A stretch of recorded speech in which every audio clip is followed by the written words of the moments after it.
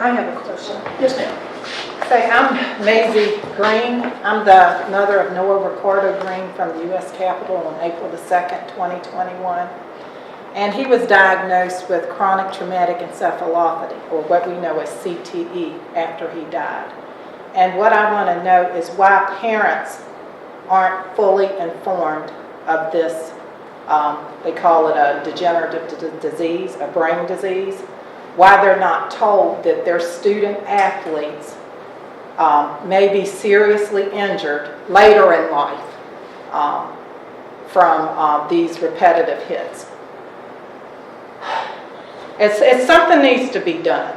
I mean, there's parents that, I have talked to parents that have been trying to let people know. Parents have the right to know this, that their sons, their daughters, it's not just football, it's soccer, it could be basketball, anything where they just repetitively hit their head, and they don't have to hit it, it can jerk back and forth. Parents need to know about this. It's not just the NFL that's being affected. We hear stories all the time about, oh, this NFL player was acting irrationally, acting crazy is what they like to say. But this is something that's truly affecting students. The first student that was diagnosed with it was Eric Pellet back in 2006. And this is 2023. So I think 17 years is long enough for parents to be notified of this. They tell us about concussions. They have us to sign these forms before. Damar Hamlin, he had a heart attack or heart, whatever, on the NFL field. Everybody was concerned about that. I'm concerned about the kids. You know, we need to be concerned about kids, and I'm sure you're concerned about children too. I am. Parents have the right to have information about that. I contacted the VHSL. They said they're not saying anything about it because we know everything that we need to know. Parents need to know. First of all, I'm sorry for what you went through. I'm sorry for what we went through as a family, and I'm sorry for the Officer Evans, and right, they went through stuff too, and this should not be happening. This is like put as big news throughout the world, but we don't care enough about our student athletes, these little kids that's playing football. I watched a football game the other day. My granddaughter, she's a cheerleader, and I sat there watching these little guys playing football, and I bet 4 or 5 times they were knocked out on the field. And I watched as these coaches and stuff, they probably did the best that they could, but they're not athletic directors, or they don't know anything about it. And they would pull these children up.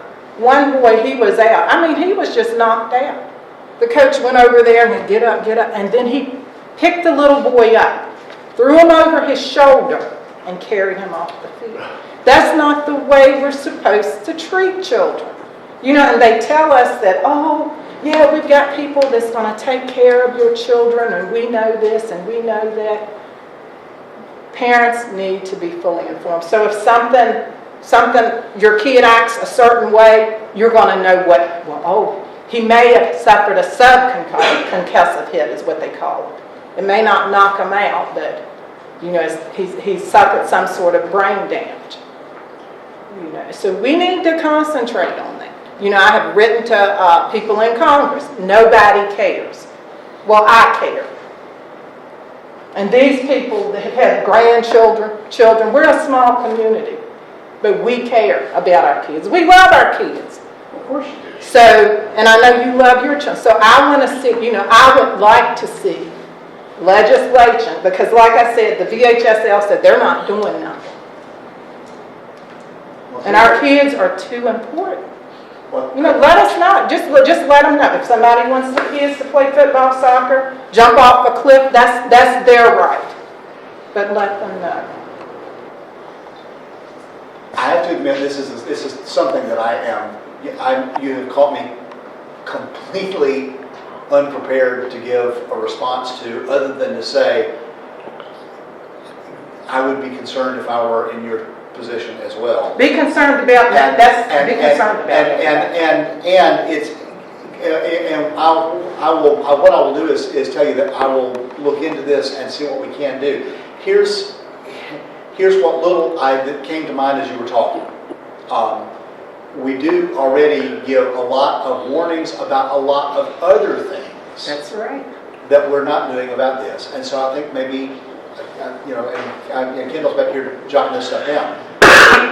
We'll take a look at that. The other thing is, I know that football in particular, the injuries that are happening in football are a result, I think, largely because we now are working our kids so hard, and it's so competitive. And understand, I'm a University of Georgia grad, so I'm like pretty into football, and I'm a big fan of that, and I watch that. But I know how much bigger those guys are than they used to be, and it's because they are in the gym so much. And I'm going to get this stat wrong, so if somebody fact checks me on this, I'm going to estimate. So as I say this, understand that. But my understanding was that the last University of Alabama national championship team that Bear Bryant had one guy on the offensive line that was over 250 pounds. And the last national championship team that Nick Saban had one guy on that same line that was under 300 pounds. That's how much bigger the athletes have gotten. And the thing is, the speed that they are moving at. This is not kids that are fat. They are big and bulky because they have worked out, and they are massively large and incredibly strong, and they're moving incredibly fast. But the frame of the body underneath that's getting hit like that is the same as it's always been, because our skeletal structure hasn't changed. And I have heard it said, I've got my seatmate in the House of Delegates is Michael Weber. Michael played rugby for George Mason University, and he has said many times that if you took helmets off of people, head injuries in football would go away, because when you're playing rugby, they don't get a lot of head injuries, because you do it one time, you don't do that again. And there are, I mean, it's just there are some things that maybe we ought to be talking about. I don't know, but what I can tell you is we will definitely look into this and see if there's something that we can bring I'm going to throw something back at you, though, because you said rugby's not... The young man that I said that died and that was diagnosed with CTE, Eric Pelly, the first one, Right. He was playing rugby. He was a rugby player. Okay, so that's not, Well, if you check like Australia and stuff, they get head injuries and stuff too. And it can happen. And here's the thing: we can't protect everybody from everything. But if it's just a matter of know what the risks are. No, that's right. Know what the Inform risks are. parents. That's right. Maybe that's a. Inform the parents. We've got laws for concussions. We'll inform these parents and grandparents. We'll take a look at that. Okay. Thank you so much. Sure. I appreciate it. Any other questions? Surely. I mean, you've got to be able to ask me something. Okay, I'll ask you again. I'll ask you something. What do you believe in regard to felons who have served their terms in prison? Do you believe that they should be, their voting rights should be restored after they get out? Like if I punish my child, like if you've done something, I'm going to do, they're going to be punished for a certain amount of time, and then once they get out, I'm not going to, give them a... I can give a full answer on that. Okay. We had a constitutional amendment that, in order to address that, and I happened to serve on the subcommittee that had it for the second time, and we defeated it. And there were some reasons behind that. And here's my position on restoration of rights. First of all, I do agree that when somebody has committed a crime and has completed all of their sentence and has paid their debt to society, that if we are a compassionate society, and particularly for those of us that are Christians, I think grace has to be extended, and we have to give a road back and a pathway back. Now, there is currently a pathway back. It is not automatic. And I think that there are also certain crimes that the punishment is lifelong, and it has to be. There's some that are just so heinous that we don't bring them all the way back. It's part of why I've also supported when Governor Allen was in office and we eliminated parole. And I don't want to see us bring parole back because I think it's important for people to serve the entirety of their sentence. But we had two problems primarily with the bill that was brought before us. And understand, to change the Constitution to make this an automatic thing would require a constitutional change. And to amend the Constitution of Virginia requires there to be a resolution with that change that passes both the House and the Senate with a simple majority. And then there has to be an ensuing election. And that can be just for the House of Delegates, but there has to be an election so that you get a different legislative mix the next time around. And then it has to come back again, and that exact same resolution with no changes whatsoever has to pass again with a majority. And then if it does that, then it goes out to the voters, and it appears on the ballot in the next general election statewide. And then if a majority of the voters of the Commonwealth say, yes, we also think that this ought to be a change, then the Constitution is changed. So it's a very difficult process, as it should be, to change the Constitution. The problem we had with the resolution that was brought forth, that the reason that I was opposed to it and that we ultimately ended it and killed it, was that even though it was an automatic restoration of rights, but it was based entirely on when they had ended their period of incarceration. And that was the only limitation on it. And it not only was an instantaneous restoration of rights for voting rights, it did not include any of the other rights, like your Second Amendment rights were not restored as a part of that. As we know, we can't let them be restored fully enough to be able to own a firearm, but we are going to make sure that they can vote. It also automatically registered them to vote. And it eliminated any additional probationary period that was there, and it also did not address part of the other sentence, of the rest of the sentence, which is paying restitution and any outstanding fines. Well, those are all part of that debt to society. If you've got restitution for a crime victim, that needs to be covered as well. And if there are outstanding fines, those need to be paid as well. That's all part of paying the debt to society. Those were completely out of the picture, and we had argued about that when that resolution was passed the first time.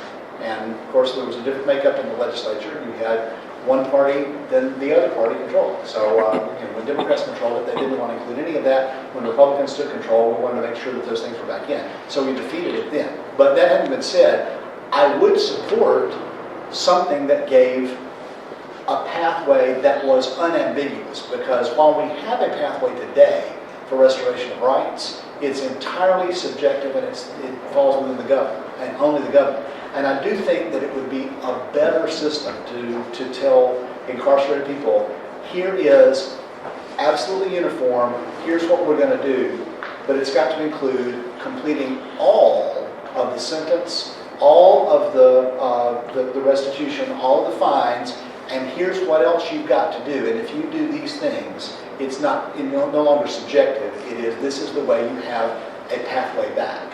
And further, then we've got to do some work to make sure that there is a pathway for reemployment. Because what you also want to make sure is that people, if they've paid their debt to society and we can bring them back in, we want them brought back in and become productive members of society again, so that they don't do something again. We want to end the recidivism. And if we can do that, I think there are a few other states that have done it a little better than we do, but I want to make sure if we're going to make that change that we get it absolutely right. Can I ask you something? Sure. Like when they're there, you said like they have to repay their court fines and stuff, so what are they, do they not work while they're in prison, in jail to pay to work? Because I mean, they can't go out and just work somewhere, so they don't have money to pay these fines and stuff, so. There's some details that I can't answer that. I just know that they're there, and I know that the restitution piece of that is something that has to be able to be taken care of.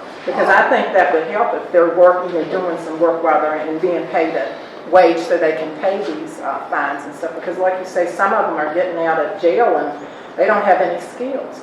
I mean, so they should, I don't understand why they're just basically, do they just sit around and not do nothing? I cannot answer that question because I just will not. But Okay, fair enough. But that's again something unambiguous. But I want to make sure that they've completed the sentence that they were given before the rights are restored. So. You want me to ask something else? Are you tired of me? I'm not tired of you a bit. Whatever, go. No, ma'am. Sir, you look like you were getting ready to ask something. Nancy, you can go after me. I have a question about driver's license.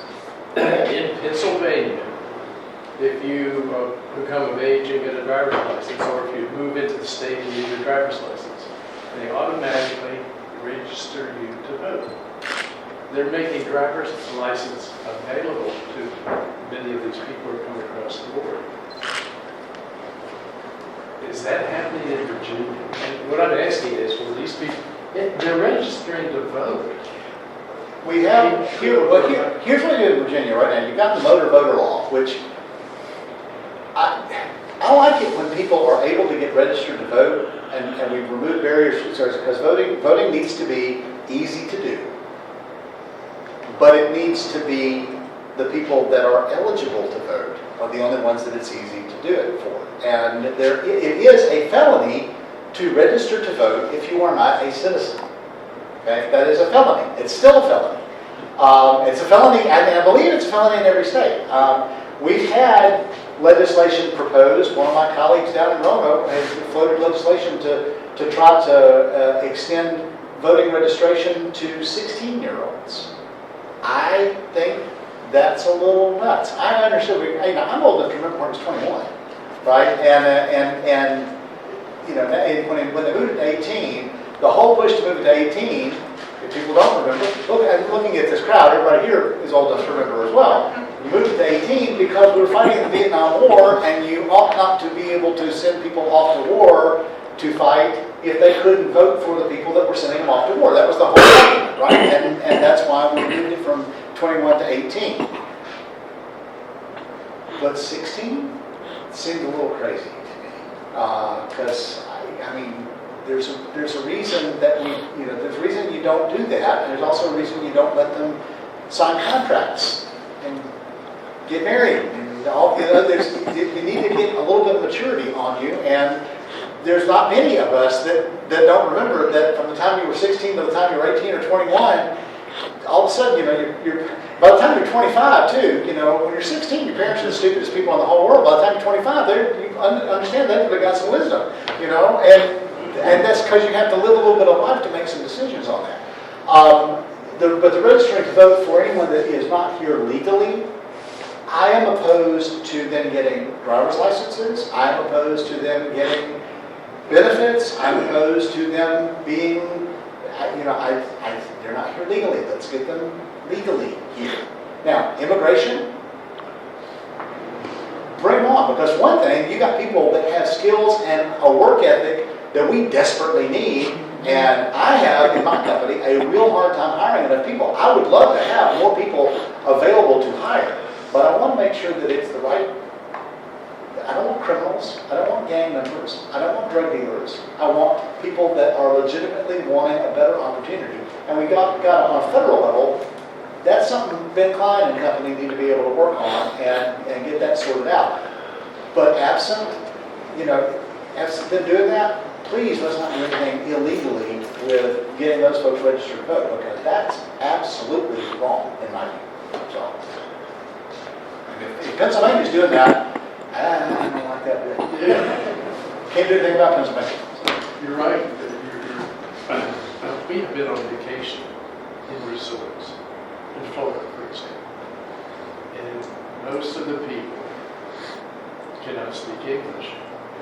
They work there much. They work there, I mean, they want to work. I have used a couple of terms before I stopped. How are you? A young lady sitting there making a bit of it, she pulls her in, and because somebody spoke her language. And I apologized to a young lady, and she said, no, I need to learn English. But their jobs are good. They do work hard. But I don't think we need to have a flood of people. Millions at a time. We got a lot to straighten out on immigration. We got, It's the problem is I can't do anything about that on state level, you can't do it at the state, it's gotta be done at the federal level, and I don't know why it's not being done. Driver's license Forever. issued many years ago, this invasion thing goes on and on. And I remember years ago, Virginia made it more difficult for immigrants to get a driver's license than North Carolina. North Carolina was just inviting them in, and I mean, we're talking about people who've been here for 20 years. We're going to a McDonald's, and the Hispanic people who've been here for 20 years won't even look at me. I don't know. It's just, they're uncomfortable, or we made them. And we don't need to make people uncomfortable, we need to, it is, the interesting thing about it is, again, the immigrants that come legally, I've got a friend down in Roanoke.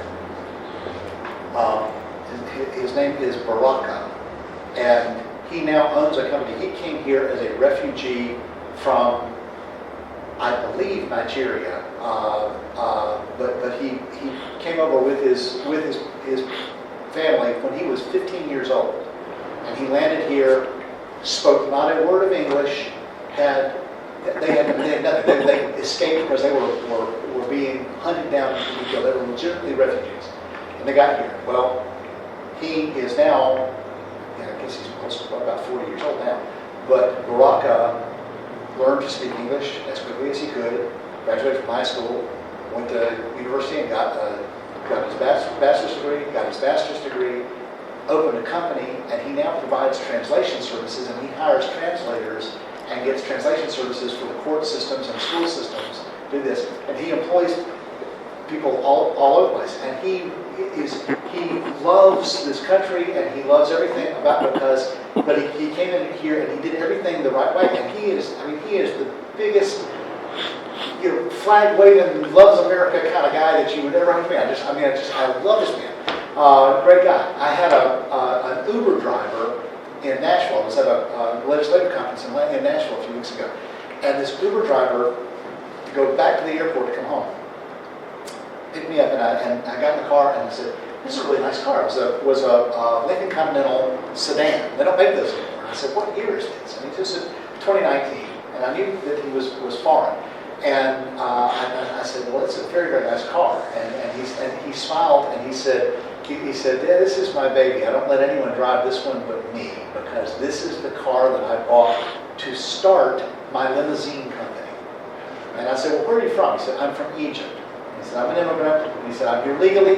I'm now a citizen, and have gone through that." And he said, "I came here and I bought this car to start my company. And now," and I said, "So how big is your company now?" He said, "Now I also have 7 Lincoln SUVs, and I have drivers for all of those, and we do things all over the Nashville area with that." And he smiled and he said, "This is the greatest country in the whole world, and anyone can achieve whatever they want to if they'll just come here and work hard."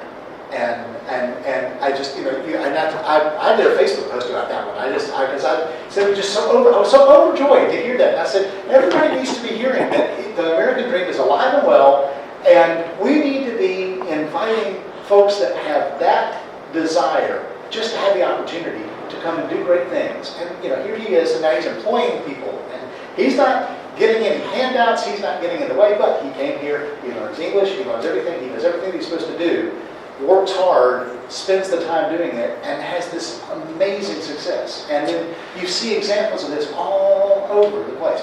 We need to be encouraging that as hard as we can. And then we need to be making sure, though, that the people that we don't want to be here, that are criminals, that are gang members, that are drug dealers, let's leave them on the other side of the border and let them deal with them down there. And that's fine. That's just, that's fine. But we gotta just, let's do this right and make it a little Gotta easier to clean get it here. up. But it's, That gentleman now trying to get into this country, I had students that had been here since they were 3 years old. well, and that's trying to do it. that's a different issue. That's a different issue, and that's one that I'm bewildered as to how to do, because I don't know how to untangle that. But that's what, And- you look at what we've got, you say don't give them a driver's license. You've been here since you were 3 because your dad was brought over by the government and they Or- can't get you. Or came here illegally, but you were brought over when you were 2 years old, and you've been here Your all whole your life. life. This is the only home you've ever known. Yep. I don't know. but I can sit here and I can start, I also know the arguments on both sides of that one, and it's a mess. It's just a mess.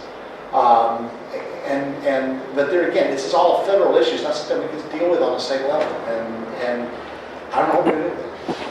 So I have a question about unemployment. So we have low unemployment, but we have, how do we address the participation rate? Thank you so much, because we don't really have low unemployment. We have low unemployment of the people that want to work, but we also have the lowest job participation rate that we've had in probably the history of the country, and that's a real problem.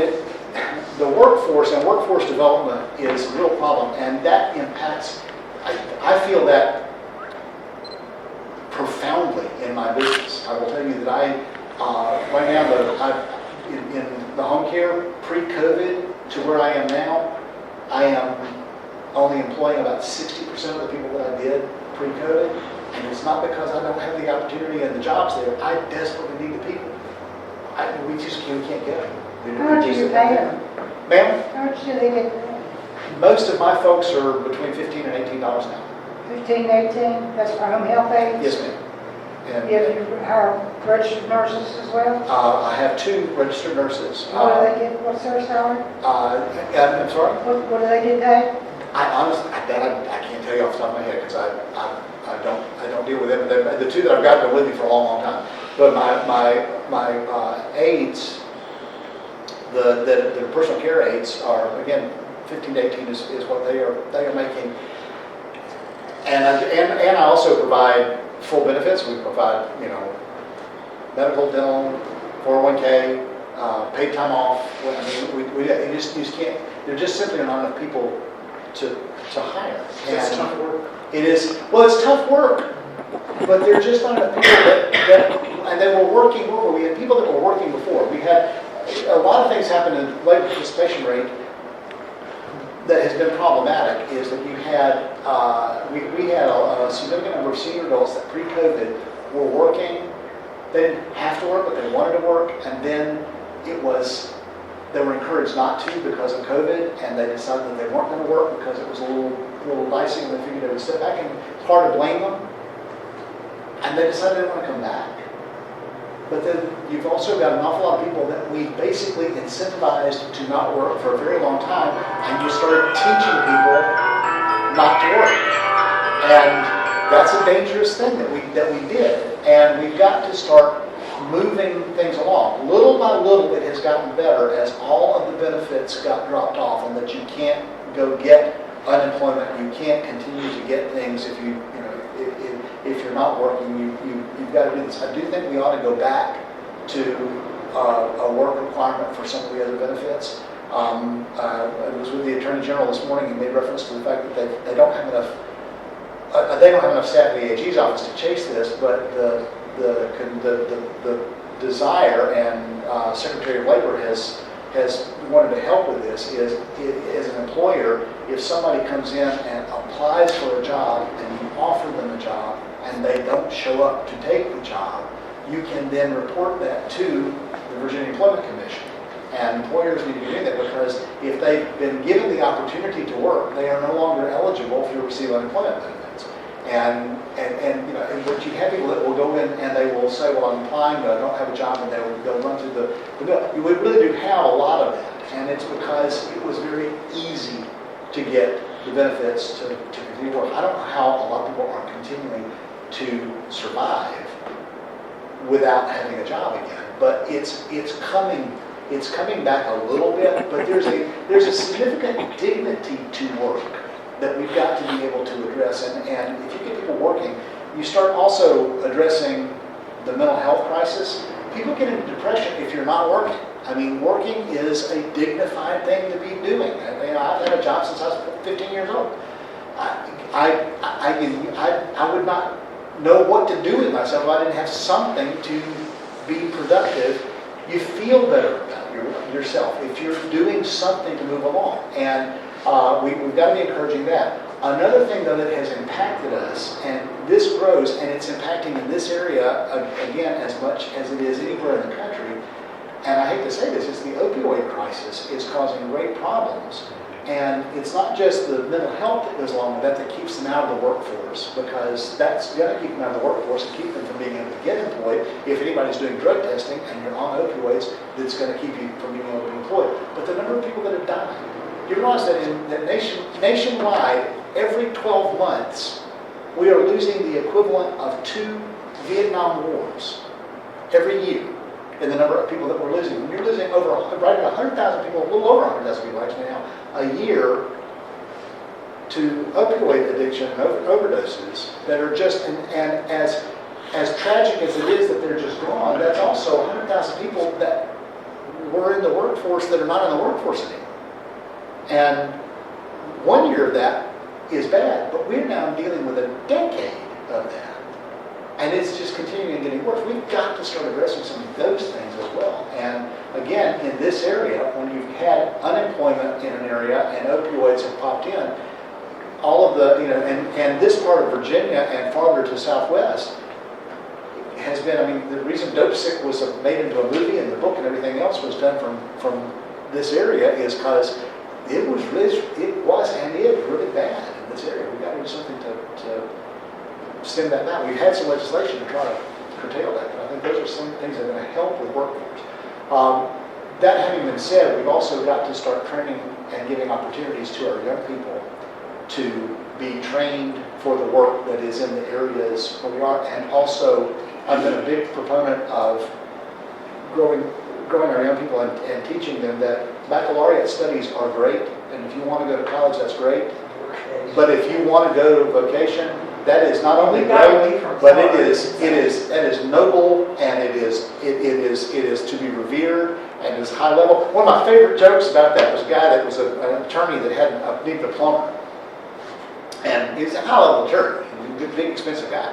But he needed a plumber to come in. The plumber came in and did some work in the house and got his sink fixed up and was there for about an hour. And he said, "That's great, thank you so much, this is really great." And the plumber said, "That's fine." He said, "Now you're going to give me a bill?" And he said, "Yeah, I'll do that." He said, "That's going to be $550. He said, $550? He said, "You were in here an hour."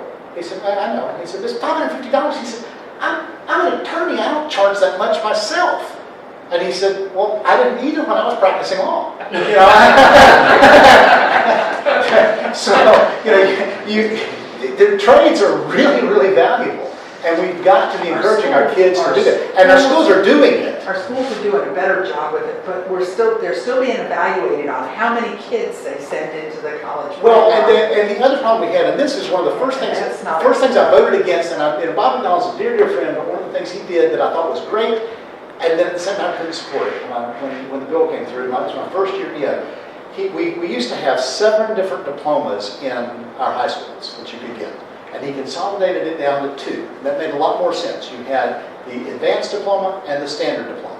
And I thought, okay, that makes very, very good sense. Advanced and standard, that has to do with the curriculum that you're going to go through and what you're going to go. But we codified this. In the language of the bill said, the advanced diploma shall be the preferred diploma for baccalaureate studies. The standard diploma shall be the preferred diploma for career and technical studies. And I went, we just stigmatized career and technical education in code. I cannot vote for that. And I didn't. It was just because I still think that's ridiculous. But that's what we say, and we've got to change that to be able to you talk about your low-level worker.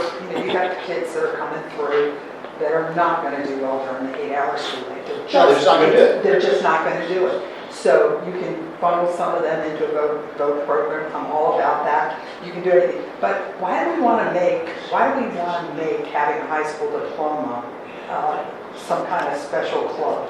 all those kids that are going that, they can't fulfill all of the requirements that are now part of a standard diploma and do a VOTEC program at the same time. You can do college classes at the things, but we can't, it's almost like you've got to choose. And so what are you choosing? If there's only 2 diplomas, what?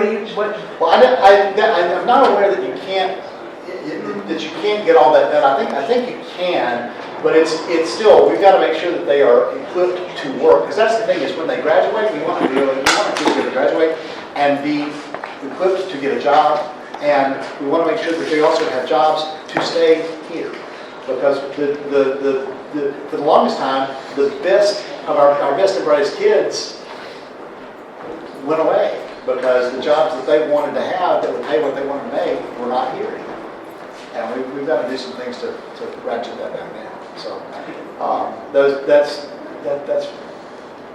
it's important to keep our kids local and to have the jobs here, but to give them the skills that they're going to need to have, because all of the trades are so critically important, and plentiful jobs that are out there. You can go get hired. My gosh almighty, if you know how to swing a hammer or lay brick, good grief, you can make some big money these days. And have welding, good grief, the welding programs that our schools have are marvelous. Great jobs. Are you satisfied with the state's economic development budget and progress vis-a-vis other states? We see factories, coming to Ohio and Kentucky and Tennessee. Overall in Virginia, are you satisfied with our competitiveness? I think we're getting better. Part of the reason we signaled, and it's interesting because one of the things that caused us problems was we signaled in the previous administration, when Governor Northam was in, that Virginia was really no longer going to be a right-to-work state. And the expansion areas and where people are wanting to go, Kentucky went the other direction. Kentucky became a right-to-work state. And we lost stuff because Kentucky had become that, and we still are a right-to-work state, but we were signaling that we didn't want to be in. And that was a problem. I think Governor Youngkin has worked very hard to let everybody know globally that we are still a right-to-work state, we are still open for business, and are pulling it back in. I think so. It takes a little while to reverse field on that. Could we do more? Absolutely. But I think we're moving in the right direction. And we've had some big wins, and I think we're going to have some more as we move along. But it's just going to take making sure that everybody knows that we are absolutely open for business. More philosophical, I think, than necessarily the budgetary portions of that, though that is really important as well.